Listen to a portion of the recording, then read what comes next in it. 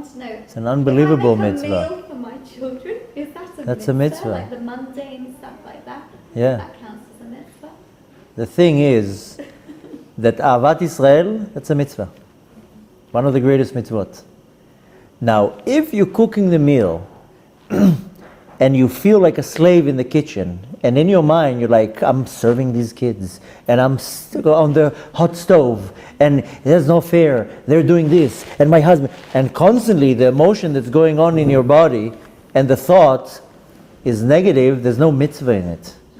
But when you're standing happy in the kitchen and you're saying, I'm going to feed now my entire family, and I'm going to make sure that I don't make mistakes with the milk and dairy, and if there's a salad, I'm going to check for the bugs, and I'm going to make sure that my energy, my good energy, is going to go into the food. And I'm going to feed my entire kids and my husband, and with that food, they're going to have energy and they'll be good. Then it's beyond the mitzvah. But you have to do it with simcha, with happiness. If you don't do it with happiness, and you kvetch and you complain, you take the juice out of the mitzvah. I think knowing that it's a mitzvah will make it You know that the most greatest mitzvot out there are the things that people don't concentrate on, and they first of all don't even know that it's a mitzvah. I think that's not so good. But it's the few of the most important mitzvahs. You know that just knowing and believing that there's a God to the world, that's a mitzvah. This is a mitzvah that you can be occupied all day long and remind to yourself every 5 minutes, there's a God to the world. That's a huge mitzvah. You know, just respecting another person for who they are, that's ahavta l'racha kamocha. That's a very big mitzvah. You have to dissect every little thing that you do and see what's the mitzvah in it. Now, even cooking a meal is a mitzvah. You know why? Because you are constantly occupied with the laws of kosher. And that's the desire of God, that I'm not mixing right now the fleishik pot and the milchik pot, and I'm gonna, all these little dinim, what they're called, like the subcategories of the halacha, and you're focusing on when you eat, that you are constantly immersed in a mitzvah, because you're doing God's will. So even mopping the floor is a mitzvah. Because the house is going to be clean, the atmosphere in the house is going to be nice, the husband is going to walk in and he's going to see a nice house. You're doing Kiddush Hashem because a guest will come in, will be, a nice Jewish home, it's nice and clean. Everything can be a mitzvah. Sleeping can be a mitzvah. Now, if you're sleeping for your own satisfaction, then it's not a mitzvah. But if in your mind you're saying, I'm going to sleep now, so I can wake up in the morning and have energy to serve my master, then it's a mitzvah. So you transform the act into a mitzvah. And you're eating right now, and you're saying, I'm not eating right now because I just want to stuff myself with the rogalach. I'm eating right now because I want to have energy so I can serve God. Then the eating became a mitzvah.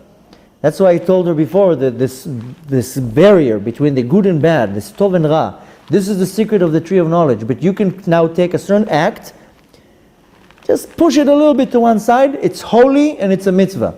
You push it a little bit to this side, it's unholy and it's the biggest sin ever.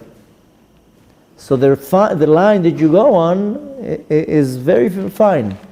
And everything, first of all, everything that you do in your mind, that it's Hashem's will and you're doing with a smile on your face, then there's a mitzvah in it. Of course, you have to be a little bit more knowledgeable to sometimes our mind plays tricks on us. And it says, right now, doing this and that, it's a very big mitzvah. You know what, some people come to me and they tell me, it's a mitzvah to keep Shabbat, and there's a mitzvah to pleasure the Shabbat. So it's pleasure for me to drive to the football game. That's a mitzvah, no? So, there's a very fine line. You can't invent mitzvahs. So if you follow the real original mitzvot, and you put in the right energy, then it becomes a mitzvah, because you're involving Hashem. That's exactly what I said before. You involving Hashem in your act. So yes, when you cook, it's a mitzvah. Don't worry.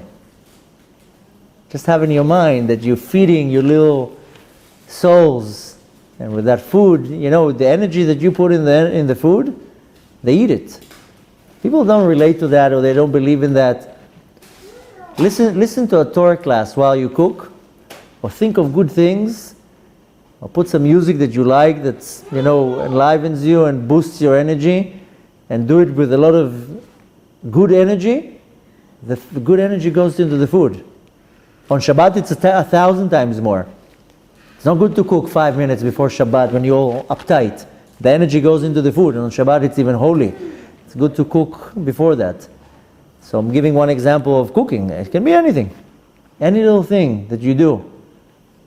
That's why when a husband and wife are together, the preparation that you do before being together, when the husband studies a little bit before that, lightens his soul, the woman maybe prays, does something that is good for her. That's why you see that when the husband and wife separate, when the woman has her cycle, then she goes to the mikveh, part of the ritual is that it's like a spa.